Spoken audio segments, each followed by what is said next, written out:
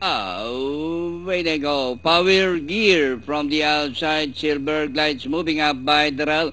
Is entry number 1, Senyales, Senyo, Vicente. Trixie May alongside Woodsi, Ribbon, and Aras is running at the tail of the field. Senyales by 3/4 of a length, followed by Senyor. Vicente in the middle by the rail. Trixie May. Woodsi, Ribbon is racing from the outside. Power gear and Aras running at the tail of the field. Rounding the far turn, Senyales. Senyor Vicente moves up by ahead. It's now Senyor Vicente. Senyales Danori inside.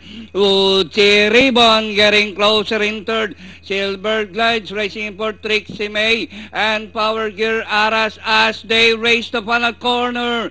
Senyor Vicente by a length and a half and running down on the inside. Senyales. Woodsi, Ribbon is on the outside and nearing the last 150 meters more to run. Senyor Vicente. Woodsi, Ribbon is on the outside. Senyor Vicente. Woodsi, Ribbon moves up. And finally, Woodsi, Ribbon. Senyor Vicente, Senyales took third. Then comes Aras.